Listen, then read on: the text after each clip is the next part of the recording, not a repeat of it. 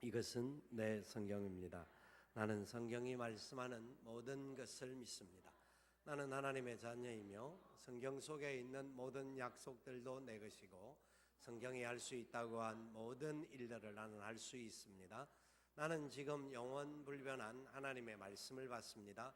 내 생각은 깨어 있고 내 마음은 열려 있습니다. 지금 받으려 하는 하나님의 말씀으로 인해 분명히 나는 변할 것이고 성장할 것입니다. 할렐루야. 아멘. 가스펠 프로젝트 제 9번째 말씀으로 언약을 재확인시키시는 하나님, 언약을 끝까지 이루어 가시는 하나님이라는 제목으로 말씀을 나누고자 합니다. 세상을 사는 삶의 자리에서 보면 어떤 사람이 복을 받고 어떤 사람이 그렇지 못한지 우리의 마음의 생각들은 다 있습니다. 착하게 살면 복을 받고 악하게 살면 벌을 받는 것이 세상의 이치인데, 그런데 그 이치대로도 되지 못하는 그런 상황들이 있는 것을 우리는 거부하지 못합니다. 근데 어떻게 보면 저와 여러분들은 일반 세상에 사는 일반적인 삶보다 진짜 그리스도인으로서 예수 믿는 사람으로서 삶을 살아가야 하는데, 우리는 진짜 하나님 앞에 이 복이라고 하는 개념 자체가 뭐 여러 가지가 있습니다만은, 크게 말해서 복을 받을 만한 자격과 자질이 있는 사람인지, 아니면 우리가 하나님으로부터 뭐 복을 받을 만한 그런 여러 가지 부분들 행하지 못한다라고 자책하는 사람인지 한번 살펴볼 필요가 있습니다.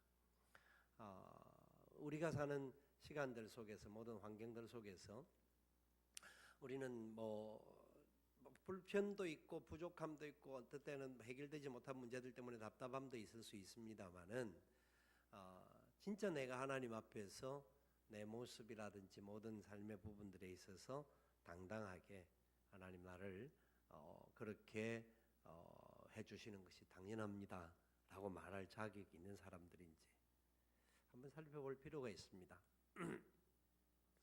여러분, 대한민국은 진짜 이 세상에서 엄청난 복을 받은 나라입니다. 대한민국은 참 어려움도 많을 수 있고, 우리가 뭐 답답함이 있고 뭐 경제가 어렵다, 뭐 사회가 어렵다 말하지만 세상에 대한민국만 어려운 게 아니에요. 대한민국은 어려운 데가 훨씬 많아요. 훨씬 많고요. 개인적으로 우리가 봐도 어떤 사람들은 어렵다 하는데 그렇게 어렵지 않은 듯하게 사는 사람들이 굉장히 많이 있잖아요. 그런 것과 마찬가지예요. 세계에 수백국이 있는데 200국가가 넘는 나라들이 있는데, 그 나라 중에서 대한민국은 진짜 여러분이 몰라서 그렇지 잘 사는 나라예요.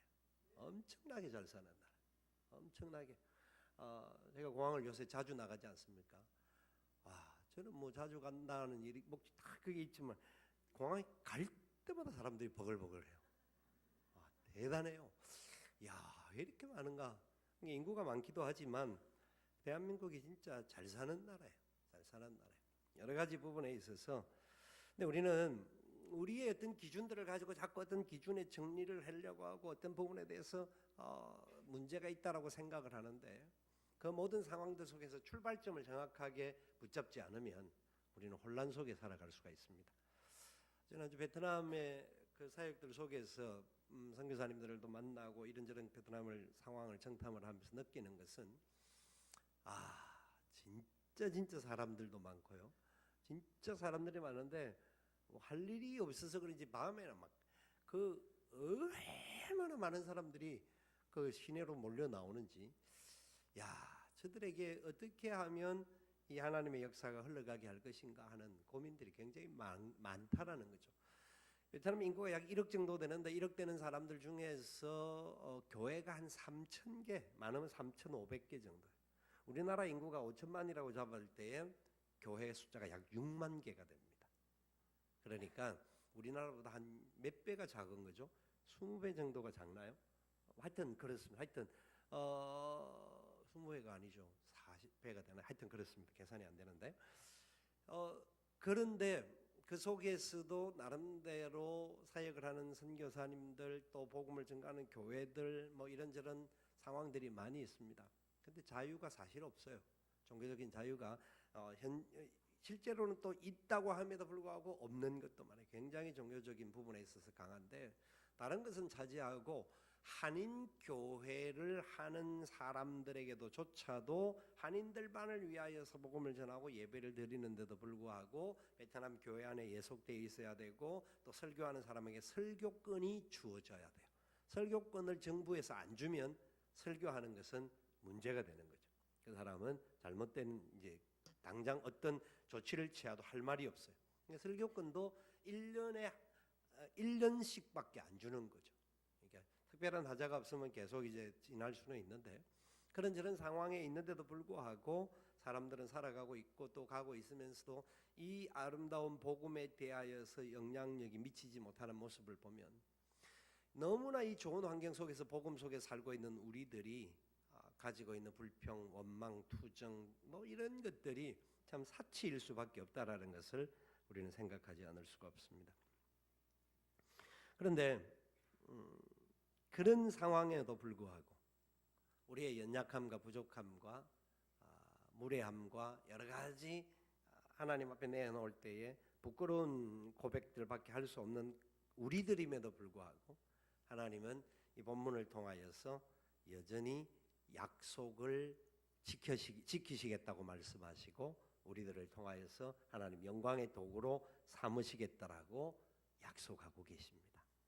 여러분 이것이 말씀의 원리입니다. 은혜입니다. 세상은 권선징악 그렇게 쉽게 표현할 수 있습니다만은 우리는 그 과정 속에서 그래도 조금 더 착한 편에 속할 수는 있습니다만은 온전한 사람은 없어요. 그리고 누구든지 세상의 어떤 법의 기준으로 따지면 그리고 특별히 성경에서 말하는 율법의 기준으로 따지면 누구도 자랑할 수 있는 사람이 없어요. 우리 모두는 그 속에서 범죄한 자고 채찍을 맞아야 할 자고 징계를 받아야 할 자고 버림을 받아야 할 자라는 것이 성경의 원리예요. 그런데도 불구하고 하나님은 저와 여러분들에게 여전히 약속하시고 함께 주시겠다고 하시고 끝까지 책임져 주시겠다고 하는 말씀인 것을 믿으시기 바랍니다. 그것이 은혜의 약속입니다. 특별히 오늘 읽을 본문에 보면 새롭게 족보가 시작됩니다. 이 족보가 시작되는데 창세기에는 족보가 시작되고 족보가 마치면 한 단락에 큰 단락이 맞춰지는데 이제부터는 이삭의 족보가 시작되어지는 부분인 것을 이야기합니다.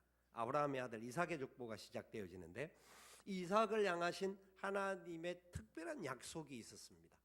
하나님의 특별한 약속은 이삭이 태어날 때 아브라함과 하셨던 약속과 연결되어지는 거죠. 하나님의 특별한 이 약속을 특별한 방법으로 성취시켜 나가시는데 자 보십시오. 아브라함이 100세의 아들을 얻었는데 그 아들 이삭도 결혼을 한 지 20년이 지나고서야 아들을 얻습니다. 아브라함이 가졌던 믿음의 역사가 있었기 때문에 이삭은 그냥 빨리 아들을 허락하여 주어도 큰 문제가 없을 수가 있습니다. 늦게 주든 빨리 주든 다른 문제가 없을 수 있습니다. 믿음의 사람들이고 그 순전한 모습들을 보면 성경에 등장하는 사람들 중에서 어쩌면 이삭이 가장 순전한 사람의 부류에 들어갈 수 있지 않겠는가. 그런데도 불구하고 하나님께서 이삭에게 상당한 오랜 시간 동안 아들을 주지 않고 20년 만에 아들을 주십니다. 20년 만에 아들을 주시는 이유가 뭘까요?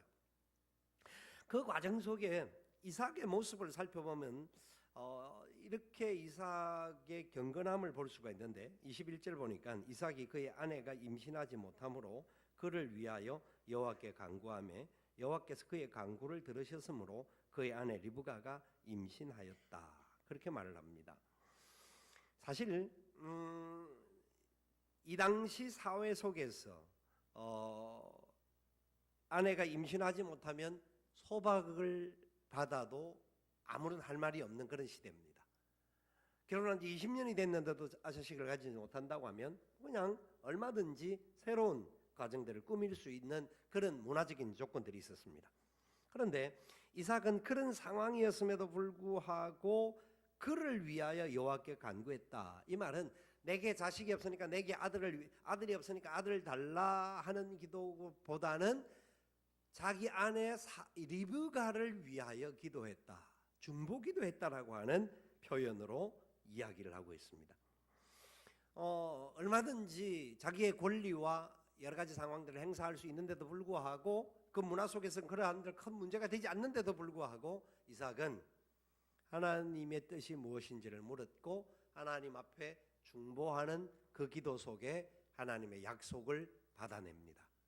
끝까지 인내하시는 하나님의 인내를 이삭도 배우고 그 아내가 임신을 하게 되는 역사가 일어났습니다. 이것은 철저한 하나님의 은혜 속에서 이루어져가는 과정이었습니다.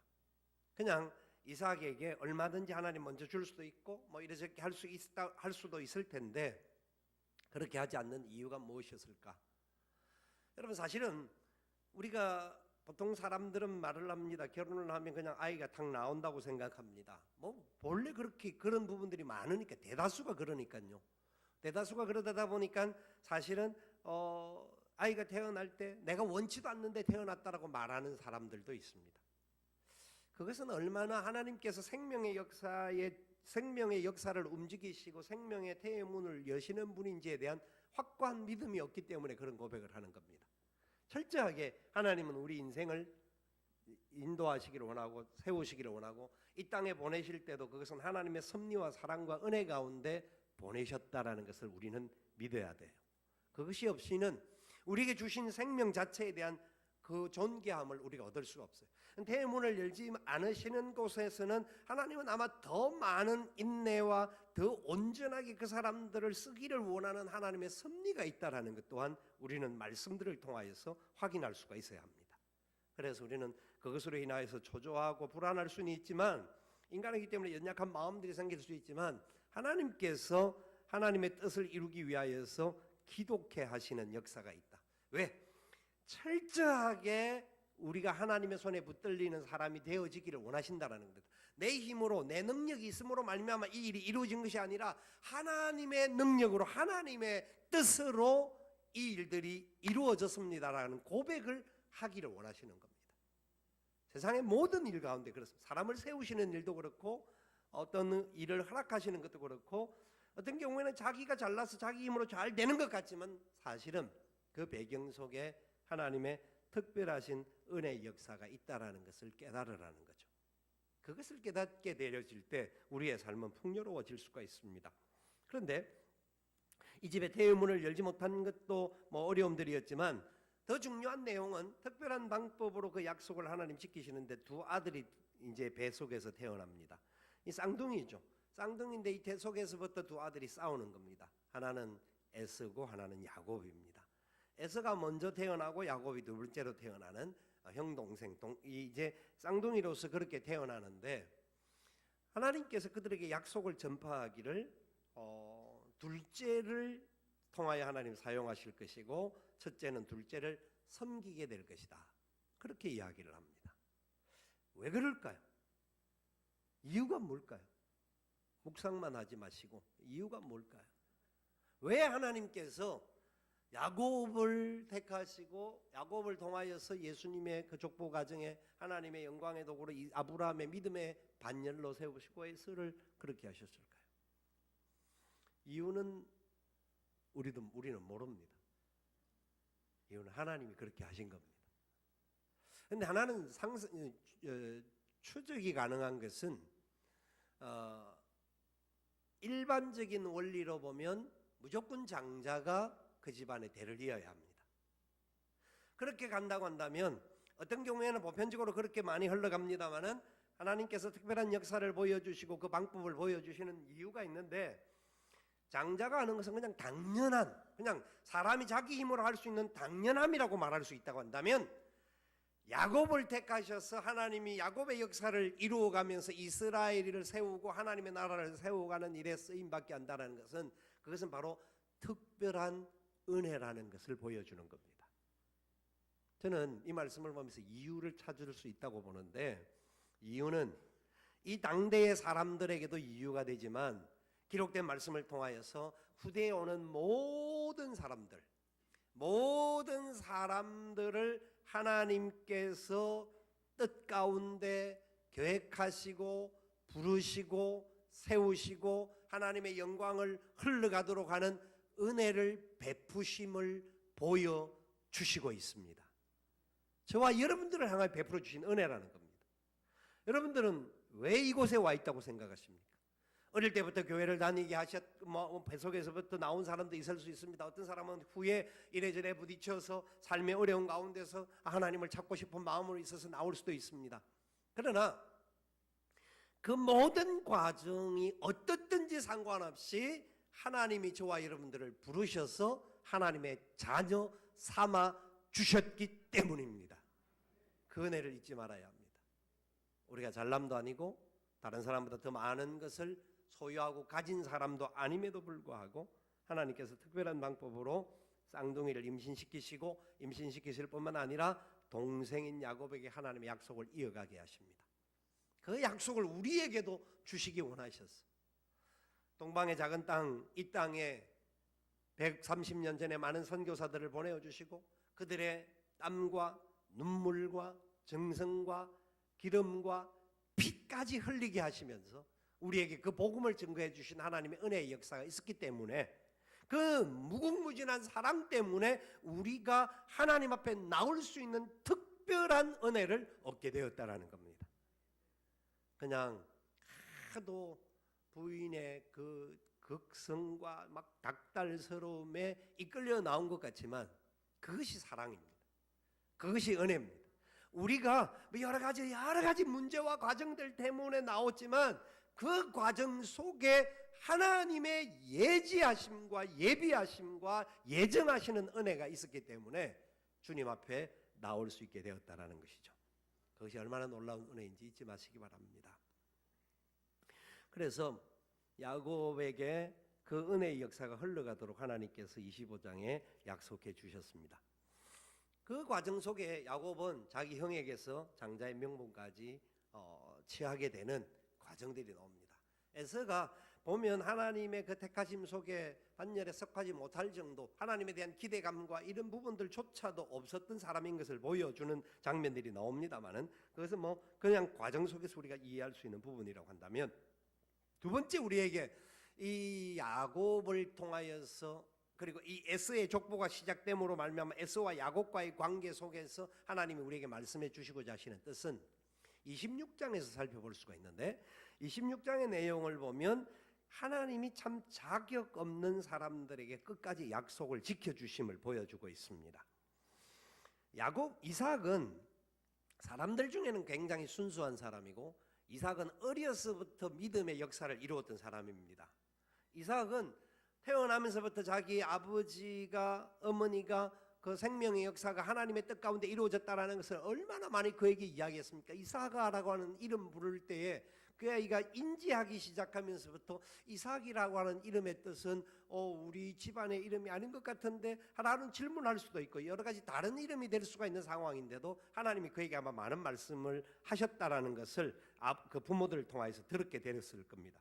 그래서 이삭은 그 아버지가 모리아산에서 자기를 바칠 때 하나님 앞에서 순종하며 나아갔습니다. 굉장히 순종하고 순수하고 아버지의 부모님들의 뜻에 잘 이루어가는 특별히 하나님 말씀 앞에 그 부분들을 세워가려고 했던 사람이었습니다. 그래서 40에 결혼을 할 때도 아버지가 점지해 줬던 믿음의 사람의 가정에서 그 일들을 이루어갑니다. 그런데 하나님께서 그런 이삭에게 나타나셔서 새롭게 말씀하시는 것이 26장에 나와요. 흉년이 들어왔습니다. 그 땅에 아브람 때와 같이 흉년이 들었는데 이제 그가 블레셋 땅으로 내려갔습니다. 내려갈 때 목표는 애굽을 향하여 가고 싶은 것이었죠. 애굽은 곡창지대이기 때문에 내려가고 싶은 마음이 있었습니다. 그런데 하나님께서 애굽은 가지 말라고 지시하셨습니다. 그러면서 뭐라고 약속하셨는지 26장 3절, 4절, 5절 말씀 우리 같이 한번 읽어보겠습니다. 이 땅에 거류하면 내가 너와 함께 있어 내게 복을 주고 내가 이 모든 땅을 너와 내 자손에게 주리라. 내가 내 아버지 아브라함에게 맹세한 것을 이루어 내 자손을 하늘의 별과 같이 번성하게 하며 이 모든 땅을 내 자손에게 주리니 내 자손으로 말미암아 천하 만민이 복을 받으리라. 이는 아브라함이 내 말을 순종하고 내 명령과 내 계명과 내 율례와 내 법도를 지켰음이라 하시니라. 아멘. 이삭에게 하나님 명령합니다. 애굽으로 내려가는 것을 네가 의지할 수 있는 힘일지는 모르지만 가지 말라. 그냥 이 땅에 있어라. 근데 지금 이삭은 땅이 제대로 없고 지금 블레셋 땅에 들어가서 잠시 거류하는 사람인데 하나님께서 뭐라고 약속합니까? 이 땅을 내가 너에게 주겠다. 너의 자손이 복의 근원이 되겠다. 세상을 다스리게 될 것이다. 하나님은요, 약속하실 때 보면 무언가 확실한 근거가 있는 듯 할 때 약속을 해주면 우리가 좀 믿기가 쉬운데 전혀 근거가 없다고 생각하는데도 하나님 약속하십니다. 내가 주겠다. 그것이 바로 하나님 우리에게 하시는 약속의 방법이기도 합니다. 우리는 우리의 생각으로 계산이 빠르고 이렇게 머리가 돌아 이렇게 하면 될 것 같다라고 생각할 때는 그것을 하나님의 약속이라고 생각합니다. 하나님의 약속은 우리가 전혀 생각하지 못하는 것 속에 하나님이 말씀해 주고 계심을 믿으셔야 합니다. 그 은혜를 알아야 합니다. 이삭도 지금 이곳에 갔습니다. 도무지 흉년이 들어서 먹을 것도 없어서 얻어먹으러 갔는 그에게 천하만민으로 말미암아 복을 받겠다고 말씀합니다. 왜냐하면 아브라함이 그 명령을 지켰고 그대로 잘했기 때문에 그 복이 계속 흘러간다. 이 하나님의 은혜가 이제 너희들에게 부어졌다라는 것을 보여줍니다. 그런데 이삭은 다른 사람보다 낫기 때문에 이 약속을 받았을까요? 이삭도요, 똑같이 그 땅에 내려가 가지고 자기 아버지를 닮아서 부전자전이라고 부인을 뭐라고 했습니까? 너희라고 했습니다. 아세요?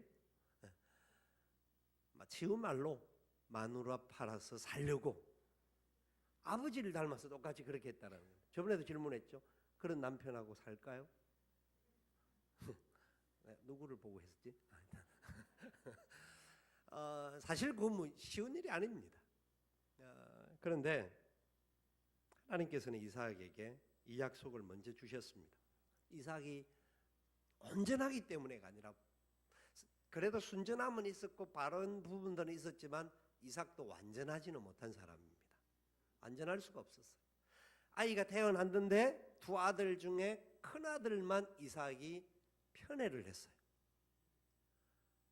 아버지로서 어쩌면 자기의 혈통을 이어갈 큰 아들이기 때문에 그렇게 할 수 있을지는 모르지만 사실은 그건 하나님의 뜻은 아니라고 이미 말씀해 주셨는데, 그리고 이삭도 가질 수 있는 인간으로서는 최고의 믿음의 사람이었을지는 모르지만 그 속에도 연약함과 인간이 가지고 있는 불안함들이 그 속에 있었던 거예요. 사람은 완전하지 못하다라는 것을 이삭을 통하여서도 계속 보여주시는 거예요. 우리가 잘난 것 같고 다른 사람보다 뛰어난 것 같고 믿음도 좋은 것 같지만 그렇지 않다라는 거예요. 그래서 이삭에게 하나님 그 약속을 이미 주셨는데도 약속을 온전히 믿지 못하고 그렇게 하시니까 하나님이 이삭을 깨우쳐 주시는데 블레셋 왕을 통하여서 이방 왕을 통하여서 아비멜렉의 눈을 여심으로 말미암아 이삭에게 오히려 책망을 주시는 사건이 뒤에 나옵니다. 자기 아내를 안고 있는 것을 왕이 보고 당신이 우리를 죽게 하려고 그렇게 했느냐, 당신이 하나님에 대하여서 이삭에게 다시 한번 가르쳐 주시는 부분이 있습니다. 그리고 난 다음에 하나님께서 이삭에게 복을 더하십니다.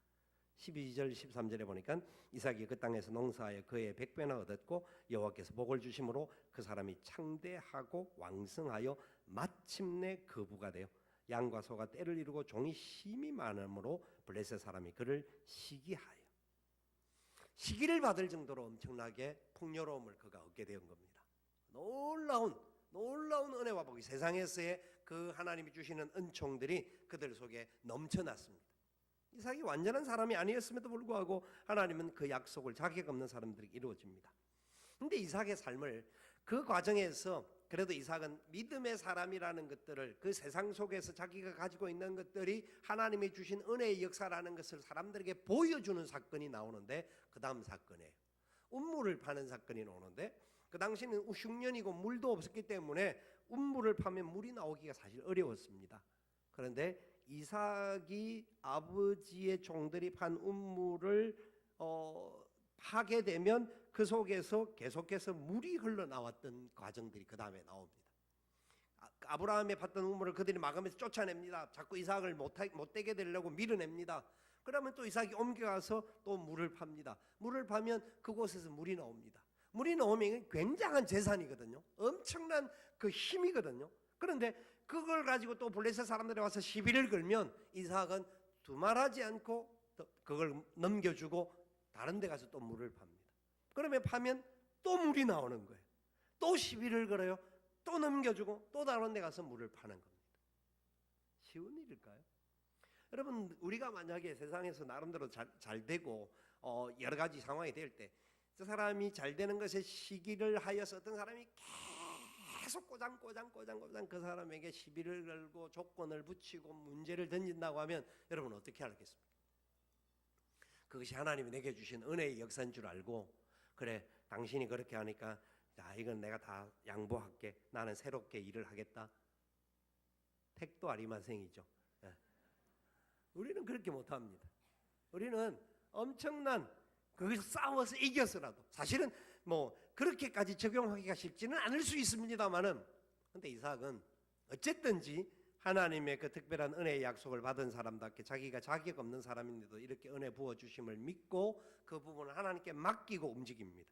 그래서 26장 22절에 이렇게 고백을 할 수 있습니다. 22절 말씀 같이 읽어봅시다. 이삭이 거기서 옮겨 다른 우물을 봤더니 그들이 다투지 아니하였으므로 그 이름을 르호봇이라 하여 이르되 이제는 여호와께서 우리를 위하여 넓게 하셨으니 이 땅에서 우리가 번성하리로다 하였더라. 아멘. 하나님이 하셨다라는 고백을 합니다. 르호봇을 하나님이 하셨습니다. 이 땅에서 우리가 번성하게 되었다. 번성하게 되었다. 여호와께서 우리를 위해 넓게 번성시켜 주셨다. 여러분, 하나님이 넓히시면 능치 못함이 없습니다. 누가 시비를 걸든지 누가 조건을 걸든지 하나님이 그 사람을 사용하고 하나님이 높이시고 하나님이 넓히시면 능치 못함이 없습니다. 우리가 세상을 살면서 교만하지 말아야 합니다. 많은 것을 받게 되었을 때에, 더 많은 것을 누리게 되었을 때에 내가 잘나서 누린 것이 아니라 하나님이 행해 주셨습니다. 은혜임을 고백할 수 있어야 합니다.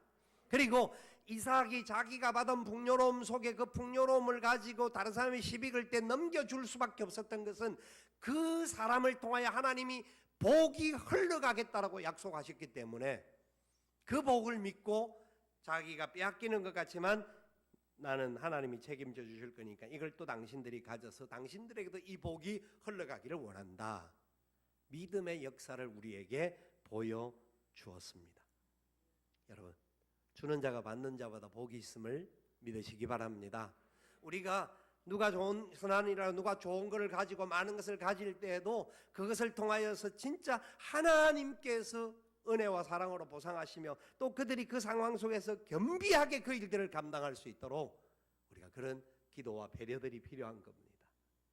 여러분들 그런 복을 받기를 축원합니다. 복을 받으시고 많은 것들을 가지고 어떠한지 많은 사람들에게 베풀고 나누고 또 나눌 수 있는, 줄 수 있는 그런 삶이 될 수 있기를 축원합니다. 이것이 바로 하나님께서 자격 없는 우리들에게 주신 복인 것을 알기에 그렇게 나눌 수밖에 없습니다. 그래서 이삭은 결국 브엘세바로 돌아오게 되었고 거기에서 그 하나님의 약속을 다시 한 번 더 확인을 받게 됩니다. 그러는 과정에도 이삭이 완전하지 못한 사람이기에 자기 아들을 향하여서는 이걸 마지막 하나를 놓지 못하는 것이 있었는데 그것이 바로 자기 아들 에서에 대한 하나님이 주셔야 할 축복이라는 것이었습니다.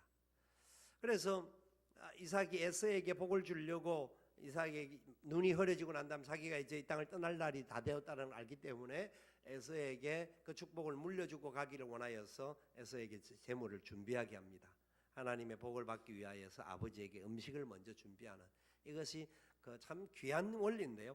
그 단순히 우리가 물질을 드리기 때문에 받는 것이 아니라 드리는 사람들의 마음들이, 하나님의 은혜를 받기를 원하는 사람들이 하나님 앞에 나가는 온전함과 순전함에 대한 부분들이라고 생각되어져요. 그래서 아버지가 그것을 훈련을 시켜서 음식을 가져오게 하는데, 사냥을 하러 에서가 나갔을 때에 그의 어머니 리브가가 그 마음을 알고 있기 때문에 야곱을 분장을 시키고 그 고기를 만들어서 아버지 앞에 갖다 드리게 합니다. 그래서 아버지가 목소리를 들어보니까 야곱인데 만져보니까 에서예요. 옷도 에서의 옷을 입기 향이 나니까 에서인 줄 알고 복을 더하십니다. 모든 복을 야곱에게 다 부어줍니다. 그리고 나서 에서가 돌아왔잖아요. 돌아왔을 때 에서가 복이 하나도 남지 않은 것을 알고 얼마나 원망하고 불평한 나중에는 야곱을 죽이겠다라고 결단을 합니다. 그 결단 속에 야곱을 피신시키려고 그의 어머니 리브가가 네가 여기 있으면 형에게 죽을 수 있으니까 둘 다 죽는 것을 우리가 볼 수 없으니까 떠나라 하고 보내는 겁니다. 분명히 야곱은 복을 받은 겁니다. 그가 형의 장자 명분도 받았고 그 아버지로부터 큰 복이 그에게 있을 것이라고 이미 기도의 역사와 복을 충분히 하나님이 주실 것이라고 보고 약속의 복을 받은 거예요. 그런데 보십시오. 약속의 복을 받았지만 야곱은 그날부터 시간이 조금 지나고 난 다음부터 떠납니다. 자기 집을 떠납니다. 아버지 가정을 떠납니다. 아버지가 부자였고 많은 것이 있는데 다 뒤로 하고 떠납니다.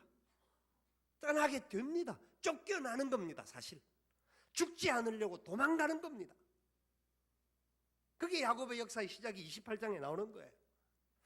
하나님께서 왜 하나님의 복을 약속을 하셨고 주시겠다고 한다면 그런 어려운 문제들도 다 해결해 주셔야 될 텐데 야곱을 하나님께서 광야로 내어몰고 자기 삼촌 집 라반이 있는 곳으로 이제 보냅니다. 그러면서 28장에 이렇게 이야기를 하는 거예요.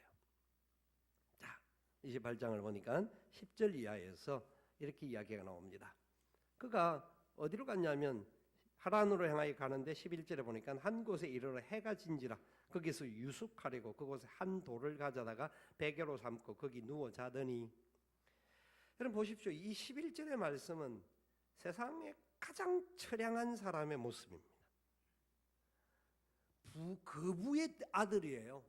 거부의 아들인데 아들이 잘 데가 없어서 길가에서 돌을 베개하고 잠을 자는 과정입니다. 얼마나 힘들고 어려운 마음이 그 속에 있었겠습니까? 야곱은 아직도 나이가 그렇게 많은 사람이 아니었기 때문에 어려운 과정 속에 있었고 답답함이 있었을 겁니다. 그런데 이런 상황에 있는 그를 향하여서 12절 이하에서 15절까지 하나님이 이렇게 말씀합니다. 같이 읽어봅시다. 꿈에 본즉 사닥다리가 땅 위에 서 있는데 그 꼭대기가 하늘에 닿았고 또 본즉 하나님의 사자들이 그 위에서 오르락 내리락 하고 또 본즉 여호와께서 그 위에 서서 이르시되 나는 여호와니 너의 조부 아브라함의 하나님이요 이삭의 하나님이라 내가 누워 있는 땅을 내가 너와 네 자손에게 주리니 내 자손이 땅의 티끌같이 되어 내가 서쪽과 동쪽과 북쪽과 남쪽으로 퍼져 나갈지며 땅의 모든 족속이 너와 내 자손으로 말미암아 복을 받으리라. 내가 너와 함께 있어 내가 어디로 가든지 너를 지키며 너를 이끌어 이 땅으로 돌아오게 할지라. 내가 내게 허락한 것을 다 이루기까지 너를 떠나지 아니하리라 하신지라. 아멘. 아멘. 근데 야곱이 눈을 뜨니까 꿈이었어요. 꿈이었어요. 꿈에서 소리를 듣긴 했는데 그 꿈이 너무 어떻게 보면 황당한 말이에요. 지금 자기의 상황은 너무 비참한 상황인데 무언가 어떤 소망도 삼촌집을 가기는 가는데 가서 어떤 일이 생길지도 모르는 그런 상황인데 하나님께서는 그에게 천하만민이 너로 말미암아 복을 받을 것이다. 네가 어디로 가든지 그 복의 근원이 될 것이고 내가 너와 함께 있을 것이다. 여러분 이 말씀이 야곱에게는 믿어졌던 것 같습니다. 이 말씀을 야곱은 믿었습니다. 그래서 야곱은 자기가 베고 잤던 돌을 세워서 하나님 앞에 예물을 드립니다. 예배를 드립니다. 그래서 그 땅을 이름을 베델이라고 이름합니다. 하나님의 집이다. 하나님의 문이다. 아멘. 아멘. 믿으셔야 합니다. 세상적으로 보면 지금 상황으로 보면 아무것도 없습니다. 오히려 좋은 것 있었던 것 다 포기하고 떠나는 과정입니다.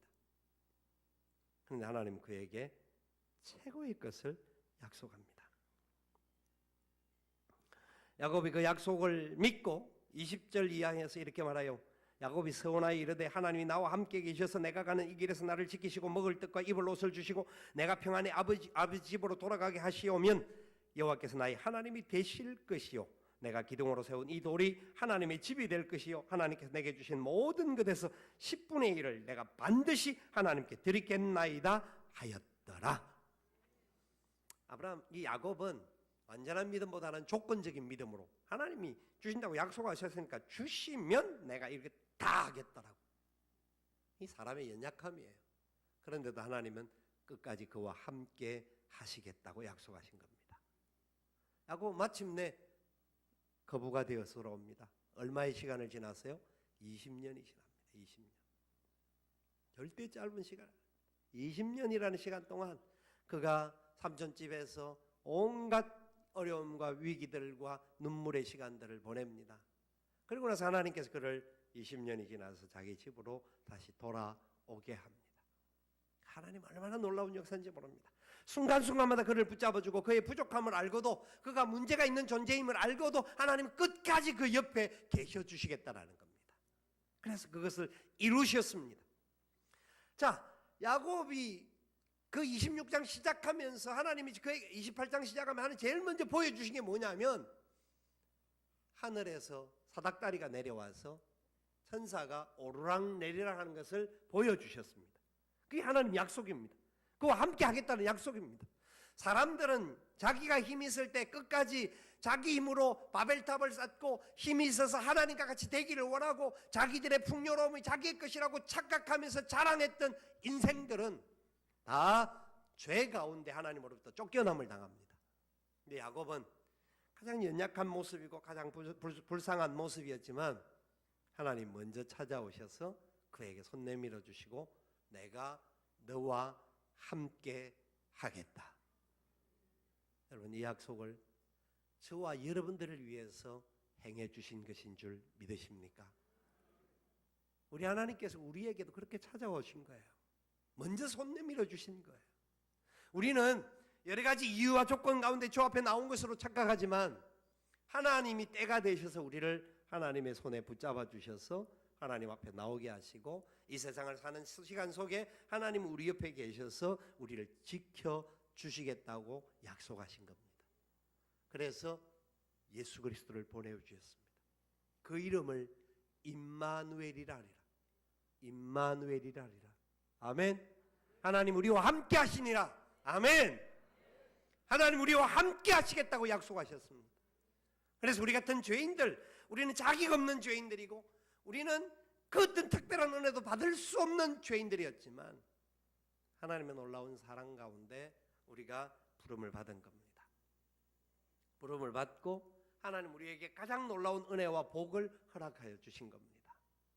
예수 그리스도를 우리의 구주로 삼고 우리 안에 생명의 역사에 대해서 말할 거리를 하나님 허락하여 주셨습니다. 우리는 세상 자격 조건이나 세상의 사람들과 비교해서 내가 더 많은 것을 못 가져서 한탄할 수 있는 연약함도 있습니다. 그러나 다른 사람들보다 우리가 더 자격 없는 자인데도 불구하고 하나님이 우리를 하나님의 자녀 삼으셨습니다. 우리보다 착한 사람들 세상에 많습니다. 우리보다 훨씬 바르게 사는 사람들, 믿지 않는 사람들 중에도 있습니다. 더 많을 수도 있습니다. 왜냐하면 그들은 그렇게 살아야 세상에서 복을 받을 것이라고 생각하는데 그렇게 더 살 수 있습니다. 율법에 준거하여서 그렇게 사는 것을 그들은 복의 근원으로 삼기 때문에 그렇게 살 수 있는 사람이 세상에 너무 많습니다. 그런데 우리는 어떤 모습 보면 뺀질뺀질하기도 하고 하여튼 여러 가지 문제가 있는데도 불구하고 하나님 끝까지 사랑해 주신다고 하시고 책임져 주신다고 하시고 내가 너를 사랑하여서 물 가운데 불 가운데도 지켜주시겠다. 세상 끝날까지 내가 너와 함께 하겠다. 아멘.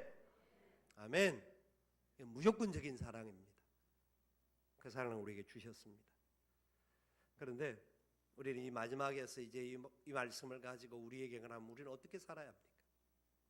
야곱이 20년 세월 이삭도 수많은 어려움과 과정들 하나님 복을 받고 난 이후 그 이후에 계속해서 그렇게 살아가서 마침내 하나님의 영광의 도구가 되었던 야곱은 마지막 끝까지 가는 순간까지 보면 그 애굽의 왕 앞에 가서도 당당하게 하나님의 살아계심을 선포할 수 있는 사람이 되었던 것과 같이 우리에게도 하나님 그런 역사가 되기를 원한다라는 거예요. 여러분, 하나님이 우리와 함께하는 것을 경험하기를 원하십니까? 하나님 우리를 붙들어 주심을 느끼기를 원하십니까? 같이 하고 계심을 아셔야 합니다. 지금 순간 느낄 수 있어야 합니다. 어떻게 해요? 약속의 말씀대로 사셔야 합니다. 주는 자가 받는 자보다 복이 있다고 하셨습니다. 여러분, 우리가 이 세상에 가장 소중한 것을 받은 자기 때문에 하나님께서 주라는 겁니다. 주라는 겁니다. 물질도 주고 시간도 주고 삶도 주고 여러 가지, 우리가 단기 선교도 하고 여러 가지 선교 사역을 감당하고 교회가 여러 가지 봉사의 일을 하고 헌신하는 일이 뭡니까? 우리가 받은 것이 그런 어떤 물질보다 더 소중한 생명의 역사를 우리가 받았고 우리 안에 이 놀라운 변할 수 없는 영원한 것들을 소유한 사람들이기 때문에 이 소유한 자들로서 내게 있는 다른 것들을 가지고 어떻게 하든지 다른 사람을 돕고 섬기고 나누고 베풀라고 우리를 세워주신 겁니다. 이 땅에 교회를 세우신 이유가 우리끼리 잘 먹고 잘 살고 편안하게 예배하고 우리끼리 마음껏 노래하고 살라고 주신 것이 아니라 이 땅을 섬기라고 세상의 죽은 영혼들을 살리기 위하여서 저와 여러분들을 세워주셨음을 믿으셔야 합니다. 그래서 교회는 이 땅에 빛과 소금이 되어야 되고 베풀고 나누고 이 땅을 살리는 역할에 감당을 해야 합니다. 그래서 우리 성도들이 가지고 있는 것들이 주님이 내게 주신 은혜인 줄 알고 우리가 세상에서 성공하고 세상에서 많은 것을 소유하는 것이 목표가 아니라 그것은 하나님의 영광을 나타내는 도구가 되기 위해서 우리에게 하나님 부여해 주신 겁니다. 부와 권세와 능력과 힘과 은혜들을 우리에게 부여해 주신 이유는 그 부여함을 받은 것을 가지고 나누어라는 겁니다. 베풀라는 겁니다. 우리가 그런 것을 받은 경험이 있어야 더 많이 베풀 수 있다는 것을 알 수 있습니다. 그러면서 하나님께서 우리에게 약속하셨습니다. 가장 소중한 것은 생명 살리는 것이다. 그래서 하나님 말씀하셨잖아요. 너희는 가서 모든 족속으로 제자를 삼아 아버지와 아들과 성령의 이름으로 세례를 주고 내가 너희에게 분부한 모든 것을 가르쳐 지키게 하라. 볼지어다 내가 세상 끝날까지 너희와 항상 함께 있으리라. 아멘. 함께 있겠다고는 약속을 하시는데 그 약속의 출발점이 너희들이 받은 이 복음의 놀라운 사랑과 능력, 하나님의 놀라운 그 은총을 나누라는 겁니다. 주라는 겁니다. 우리 때문에 내 주위에 있는 사람들, 내 가족들, 내 이웃들, 내 친지들, 내가 만나는 사람들 중에 예수 그리스도의 복음을 발견할 수 있는 역사가 일어나게 주라는 겁니다. 우리 때문에 우리 민족이, 우리 때문에 우리의 이웃 나라들이, 이 열방들이 예수 그리스도를 만날 수 있는 이 복음을 나누어 주라는 겁니다. 아멘. 그것을 위해서 우리가 달려갈 때 하나님 세상 끝날까지 우리와 함께 하겠다 약속하셨습니다. 하나님 함께 하시면 능치 못함이 없음을 믿습니다. 하나님이 함께 해주시면 우리의 삶의 모든 부분에 풍요와 감사와 기쁨과 소망이 넘칠 줄 믿습니다. 주고 또 주어도 베풀고 또 베풀어도 우리에게 부족하지 않도록 채워주실 줄 믿으시기 바랍니다. 이 은혜 가운데 우리가 살아가시는 주의 백성들 되셔서 우리가 잘나서가 아니라 하나님의 은혜를 나타내는 우리 모두가 될 수 있기를 살아계신 예수님의 이름으로 축원을 드립니다. 아멘. 우리 함께 일어나셔서 찬양하며 기도의 자리로 나아가기를 원합니다.